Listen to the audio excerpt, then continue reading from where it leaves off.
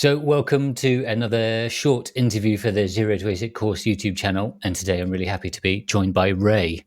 Ray, we met each other in 2021, and I think you were involved in like the MPW2, MPW3 tapeouts. Yes, that is right. 2021. And since then you've done quite a lot of interesting projects and have been recently using Tiny Tapeout to do some retro music stuff.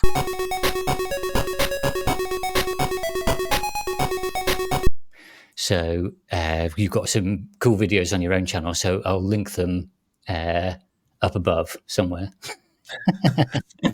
I can never remember. Is it this side or is it that side? And recently you started a new project, the Z80. So give us a little bit of introduction.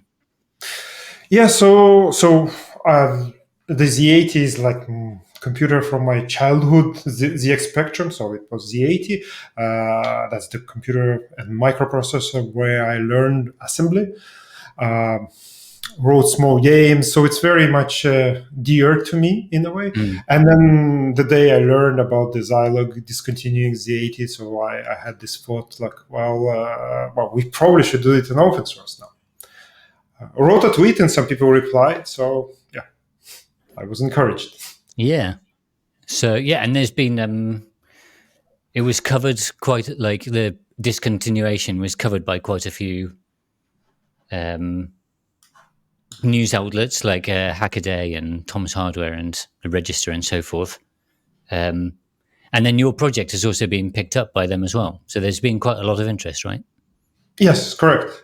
And I saw quite a lot of pickup with the GitHub stores. There's like around 400 GitHub stores now. So people actually, and people branch it, and they I don't know if they are doing something with it, but there's definitely interest.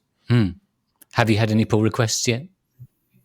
Not pull requests yet, but I have people that already promised me, and they are interested to actually try the hardware when it is like actually building a adapter to a Spectrum and trying it. Okay, cool. Okay, and you've prepared some slides, right? So let's get them up on the screen. There we go. Zilog. Yes, Z80. Yeah, this is like I really loved that assembly. I remember I hated Intel's 8080, and the Z80 was like, this is something very, very close to me somehow. I don't know, but yeah. It's almost 2 weeks now when they announced a discontinuation. And do you know why that is? Because like this is our wafer foundry manufacturer. Because sometimes the foundries do like decommission an old line, and then all the companies that are having their chips made on that line now they don't really have any choice. They have to end of line it. So is it like a choice of Zilog, or is it a choice of the fab? Do we know? I don't know. I've heard a rumor that it is exactly what you said. That basically it's the line that is terminating. Yeah. The last engineer left, and now no one knows how to operate the lithography machine. Yes. And I think that is that is the reason why I think we need to have like some open source initiatives for those old CPUs, because I mean otherwise I've heard like with this horror story with 4004.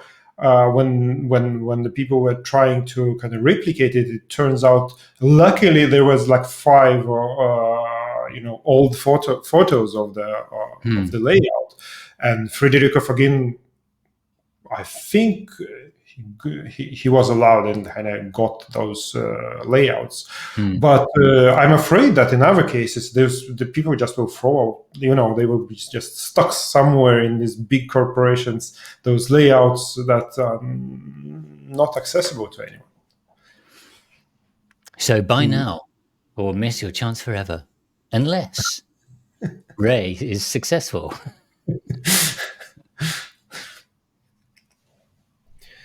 Yeah.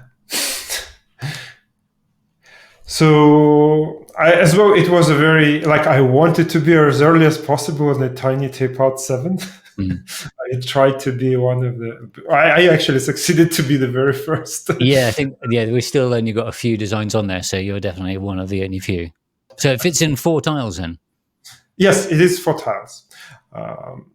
I think it could fit in 3 tiles, but there is just not such Yeah, we don't have configuration. that But I yet. think with Yeah. 2 tiles, I don't think it is possible. At least not easily. Cool. I kind of compared it a little bit with that's the link to the GitHub repository, and it's probably important to say that the original core, I did not write it. I just took it's Guy Hutchinson. There are basically 2 cores, and I picked this one as it was easier to integrate. It seems to be pretty good. It's like supports illegal instructions, and it's not like it's based on reverse engineering. It's not really following it, but it's kind of some things are based on actually people looking at the layouts. So I think it's pretty solid core. That's why I took it. And this top link is where your project is hosted. So that's where Yes, people should go if they exactly. want to help out. Okay. Yes, please. Yeah, so the original, I don't know, maybe we can cover a little bit of the history. It's July 76 when Z80 went out. It's developed by the small team. I think it was 4 people, led by the Federico Fagin. And after he left Intel, he started his own company. I know that it's from his book that it was a large mobile Exxon that gave was the first investor in the Zilog, and they gave the money specifically to work on the microprocessor. So 8-bit CPU, backwards compatible with 8080, binary compatible. It uses NMOS, it's not CMOS. It's pretty old, right? And very interesting thing that although it's an 8-bit machine, it's actually using 4-bit ALU. So pretty much to do anything, you have to do at least 2 cycles is required for the ALU. Okay. I think they were just saving the die area. That's the reason. And for people watching out not familiar with the difference between NMOS and CMOS, NMOS was when there was only one type of MOSFET available, the N channel, so that they used a resistor to pull up when that transistor was off. So that meant when it's on, you're always burning a little bit of heat through that resistor, so it was less efficient. So then CMOS came along, added a new type of the PMOSFET, and that made things more efficient. As well, they were using a bunch of various tricks, like storing using capacitance of the gate of the transistor to store a bit. So you could not run it at any other like a frequency rather than basically 2 megahertz is what it was intended, and you could not. They were impossible to step it through. Like with the CMOS, we can just pulse the clock. Yeah, it's not good dynamic for the memory. Yeah. So, and then looking at the 8080 versus the Z80 there on the clock, also at the 8080 was 2-phase clock, right? Yes. So you had to have two. You had to have 2 clock lines. I think all those designs were like a 2 clocks, 6-5-2. They all had this interesting non-overlapping clocks. And then probably would that have meant that you could run it like slower or faster? But the fact that the Z80 only has a single clock, that means you're stuck with that one operating frequency? Probably, yeah. I don't know actually how does that compares with. Probably you get a bit more flexibility, but if it's still using the dynamic memory, you'd still have to keep things refreshing quick enough to keep the memory there. Yeah. As well, for comparison with 8080 you had to supply it with 3 different voltages, +5, -5, and 12 volts. Yeah. So that was like a Z80 simplification. You had only 5 volts. That's what's much easier for that. Yeah, so for the early system integrators, only needing 1 power supply must have been a big bonus. Yeah. Definitely. Gentlemen, the choice of weapons is yours. And this is the poster from those days. And I think it was very exciting to a very small group of people in general, because it's pretty Actually, that's the first CPUs, and they are competing between each other who is kind of going to be the dominant. I think it was exciting to people back in the day. The very first CPUs ever. Actually, it's probably worth saying that before there was some microprocessors, but they usually would be like in several packages, several different chips. And this is the generation where they had just one chip. Everything is in one chip. Yeah, because it would be like you had an address bus that you would then need to talk to the GPIO chip or talk to the memory chip. And with this one, the memory was external still, was it? Yes, the memory was external. 64K should be enough for everyone. But I mean, later they would use the same Z80 microprocessors for 128 kilobyte machines and up to 512 kilobyte machines with full paging. So it was quite versatile for the time. Cool. Yes.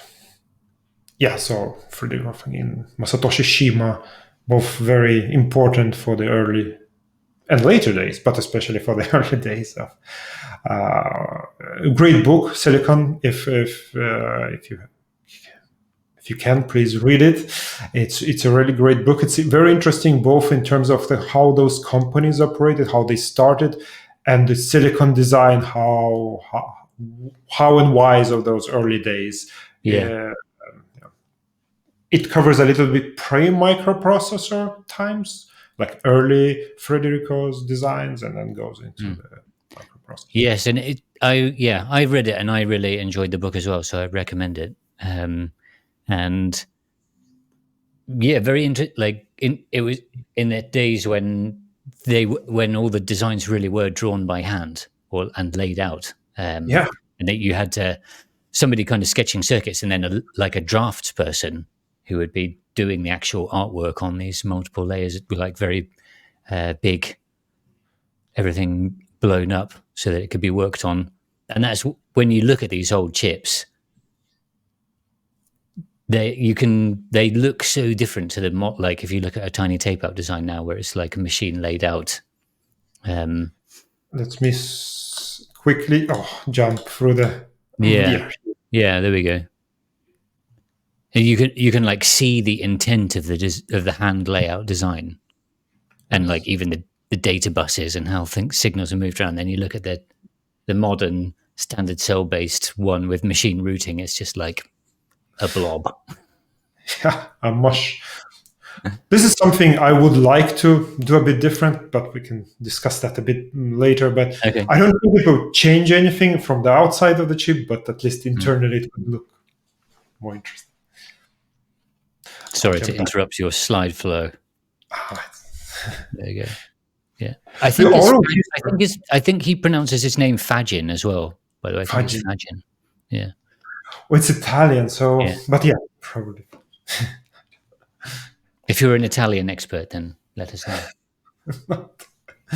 I have Italian friends, but I'm not an expert. So the another thing that this oral history panel on it's very interesting. It's like a good document where they describe. There was a panel like 10 years ago where they actually all Shima and Fagin, they were talking why they did this design decision. So it's very interesting. It's a bit hard to read or to follow, but it's very deep into the details. But it's very interesting because it's wise. Like, why did they have these two sets of registers, for instance? So, people say it's the most widely used CPU in the 80s. Well, it's, of course, 6502 is a different competitor, and probably 6502 would win in terms of number of different machines. But Z80 was very important for a number of ZX Spectrum and the RCA machine. I think this one, I don't remember the name of this. There's a Sega, a bunch of these handheld devices. Later console would use Z80 for the audio generation, like to control the audio generators. So basically as a coprocessor. So there's a lot of machines using it. I And the remember ZX. taking apart those Game Gears and like being amazed at how much they packed into the tiny space. And it was like the first handheld with a color screen. I seem to remember everyone was like Yes, amazed yes. by it, but really disappointed at how short the batteries lasted. Yeah, yeah. I maybe they were still NMOS. I actually don't know. I hope they were already CMOS processors by that time, but it could be.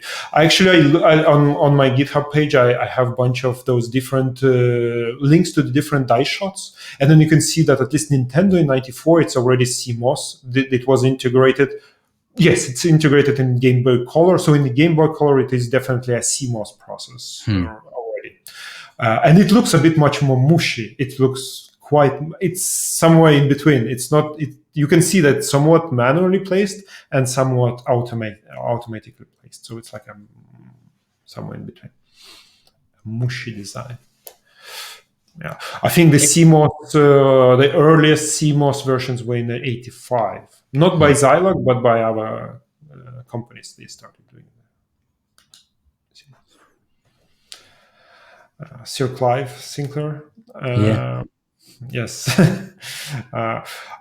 it's. I think this is as well like why Z80 was so important is that it was cheap and easy to integrate, like easy to build a machine around it. So like they could make a 100 below 100 or like below 200 pounds, British pounds machine, relatively easy with 16K of memory. And, Yeah. tiny great machine back in the day.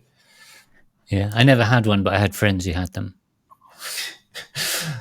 It was very popular in the ex-Soviet republics. I think this is pretty much the only computer we had back in the day. There was because the Z80s you somehow could import them, or I don't think it was legal, but somehow they were. We didn't have any other processors pretty much from the West, but as well there was a like there were clones developed in the Soviet, like in the Eastern Europe. Yeah, so there's a lot of kind of variations of the ASIC spectrum in Eastern Europe. So it's Okay, so now we get to the tiny tape-out compromise.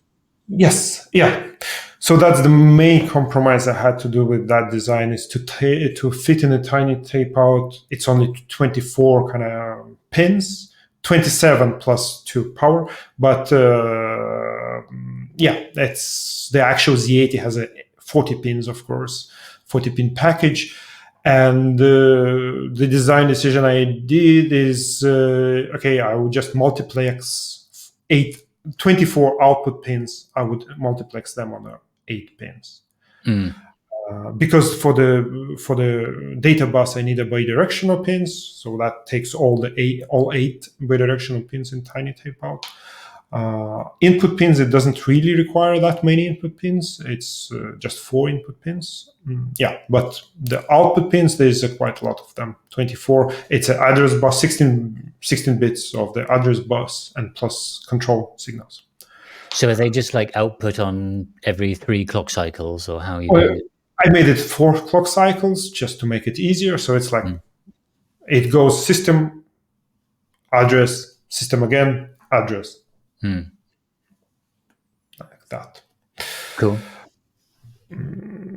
As well, it is not voltage compatible with the Z80 right now. The original Z80 was 5 volts. So people who are going to try it with the ZX Spectrum, they will have to buffer. They will have to buffer because of the multiplexer anyway. So they're going to do the voltage conversion as well. Okay. Yes, for tiles, that's visually how it looks like when we lay it out in the tiny tape out. Takes 4 tiles. That's it's really tiny comparing with the modern CPUs, right? It's like 10% of the 10 times smaller than 1 square millimeter. It's like tiny. Do you know what the size of process was for the Z80? Original was 4 nanometers. Oh, sorry, not 4 4 nanometers. microns. 4,000 nanometers. Exactly, 4,000 nanometers. So 4 microns. There are some of them are done on the 5 microns. Okay. So, Yeah. So it was 30 times larger essentially. Okay. Yeah. And I was comparing the as well size-wise die shot. So ours is somewhat larger than the like if I just scale it by 30 times, right? The tiny tape out. Chip, if I scale it 30 times, it would be larger than the Z80. Maybe because it is a manual placed, more Yeah. optimal. Yeah. Or maybe it's because it's a CMOS Also, versus CMOS is like double the number of transistors. But yeah. if you didn't have those transistors, you'd still have to have resistors. So, and Yeah. resistors are usually expensive in area. So, Yeah. So, yeah, it could be but the hand layout as well. but I seen from the layout from the schematics as well, like that they would not use the resistor every time. They would save it as well. So it's like there is a lot of optimizations they would do on a transistor level too. Okay. Yeah. So comparison, CMOS, tiny tapeout is obviously CMOS. Original was NMOS, and it was Z80 started doing CMOS in somewhere around 80s, 90s. This 130 nanometers versus 4,000 nanometers. The size, it is a rough size, 300 by 200 microns. We have, it actually matches quite well. We have a 4,000 gates versus 8,000 transistors. So it's it's in the same ballpark, I would say. The tiny tape out, at least in the simulation, it looks like it can go 50 megahertz, maybe 60 without large problems. We'll see about that. And yes, it's 1.8 volts versus 5-volt original. Yeah. Well, I'm pretty sure that the Caravelle pad ring, which tiny tape out is inside, is 5-volt tolerant. So if we provided the I/O voltage as 5 volts, it should work at 5 volts. Yes, it should. But I think in tiny tape out we don't do that. No, but if you like just took the chip off the board, then you could do what you want. Yeah.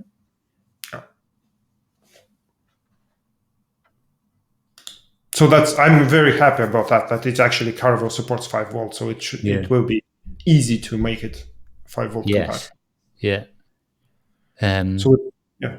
So it might be for people that are new to tiny tape out. It might just be worth saying, do you have a slide with a whole? Yeah. Oh yeah, there it is. Yeah. So, eFabless. So, just a little bit of context. So, there's an open source PDK now called Sky 130, which means that you can do semiconductor experimentation without having to sign an NDA and use open source tools, so that the cost factor is low. And that's what we use on the 0 to ASIC course, and then tiny tape out. And then eFabless provide a chip ignite service, which is $10,000 for 100 QFN chips, and you get all this space, which is about 10 square millimeters. But because that's a lot more than what most people want to experiment with, you can see how many Z80s you could fit in there. Tiny tape out is like a multi-project wafer project. So we buy one chip ignite slot from eFabless and then slice it up into like 500 tiles, and then sell these tiles at a cheaper price. So it's like $150 for the early bird price.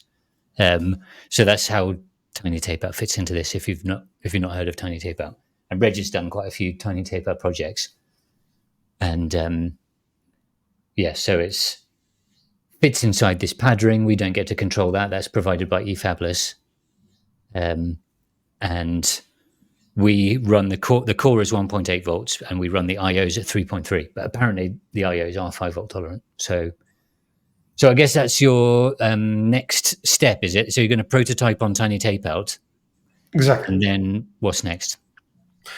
Well, the next is, on one hand, is trying it in actual machine, like 8-bit machines, the ZX Spectrum thing. So that's one parallel kind of. Another is trying to figure out how to produce dedicated chip kind of, so that I could use all pins, IO pins. Not have to without- multiplex. Yes, and make sure that the pad ring is 5 volt. It has a 5 volt. Powered by 5 volts. Yes. So that's kind of the main steps. Trying to figure out, and as well, I'm trying to gauge how like are people interested in actually getting the hardware, and what would be the price if we want to produce like 1,000 of them or a couple of thousand of those chips. Kind of the one thing is that because the 80 is so small, theoretically we could fit more of them in this area. So if we could cut those chips in smaller pieces, potentially we could. That seems like it would be better if you could. I mean, one of the problems is that you still need to bond out those 40 pins. So and you would still need to fit around the outside of it those 40 bond pads. So you would probably waste a lot of space. Yes, that would be quite a lot of wasted space. And then I was told that the cutting process is as well. It's a kind of wasteful. It's not a laser exactly that cuts it. So you waste the space. And here's a good example of the CMOS when they, for instance, this is the NMOS, and you can see how small are the pads comparing with the chip itself. Those kind of blue cyanish looking squares around the perimeter of the chip. Those are pads for the bonding. And then if we look at the CMOS this is a chip from 1991, so it's like almost 15 years later, and you can see that the chip size reduced significantly, but now the bonding pads, those squares are around the chip, they are much larger comparing to the in terms of the ratio, but the actual size of them, is the size bigger or smaller? Yes. Yeah, I think they are still the same size. Yeah, because it's limited by the wire bonding machine. Still got to hit like that pad and bond the gold wire onto it, doesn't it? So yes. Yeah, so that's exactly the problem that we would have, even if we reduce the size of if we cut the chip in a smaller pieces, we still need to make sure that there is enough space for the pads. The chip ignite is 64 pins, and we need only 40. So maybe that would help. I don't know. Yeah, but you don't want to. You got so much wasted area if you use that whole. But yeah, I guess you could put 200 of these in. Yes, that's true. But I don't know if anyone wants multi-core Z80 machine. Actually, we were laughing on the Twitter, but turns out that someone in 80s there was a project. It's called ZMob. Unfortunately, I didn't add it to the slide, but there's a research project that they taped out a huge 1 gigahertz, as they called it, Z80 with 256 cores, and it was used for the artificial intelligence. Wow, back in the day. Yes, old school. Yeah. So it's a aerospace agency research something. Yeah. Department. Yeah. All right. Yeah. And did you have any more slides? There we go. His prices. Yeah, I was actually quite surprised that the price of the Z80 is still quite high today. It's like $10 on Monster. Yeah, so I'm like, if we can make 1,000 chip ignite chips, then it would be $20 per piece. So it's not completely out of the proportions, at least. No, especially once the Z80 is end of line and you can't buy it anymore. Yeah, but like, what for people wondering why not just do this on an FPGA? What's your answer? Yeah, I don't think there is a good. There's some answers, right? The 3.3 volts. All FPGAs are 3.3. So then you have to have a buffering. Here we can produce a chip that is 5 volts. So like it can be much easier in terms of just a drop-in replacement. So that's one thing. The FPGAs, I don't think we can compete on the price with FPGA, but still, FPGA requires additional chips for the memory, like the flash memory. So it's as a system, it's probably would be still in the same ballpark. If we can produce several thousands of Z80s on the chip ignite, Yeah, what maybe would you do for the if you're providing 5 volts for the pad ring for the I/O cells? Where do you get the 1.8 volts for the core voltage though? Good question. The divider maybe inside the chip. We have quite a lot of space for the get an LDO and put that in the main body of the chip and use it to provide the 1.8 volts. It's definitely, we have quite a lot of space there for things like that. You could have a redundant array of LDOs. Yes. There's one crazy idea. Maybe we should produce not a one Z80, but maybe we should put all the different 8-bit classic CPUs like 6502 into the same package. And then you have a jumper, on the outside, and then you switch between them. And then you can use the same chip to drop in different machines, 8-bit machines. Yeah. So maybe interesting. I guess the packaging is also totally different. So probably the easiest thing would be to put the package on a PCB and then have the PCB so it drops in. So if you've got that spare space on the PCB, you could put an LDO on there and have the LDO outside and a capacitor. I guess it would be interesting to see the price comparison on a system level, kind of what is better. So as well, I should say that for me, at least personally, it is interesting as a to be able to preserve this knowledge. It's not just to produce something to replace Z80. Arguably, people are not making any new machines with the Z80s, right? But I think it is important to be able to produce those chips.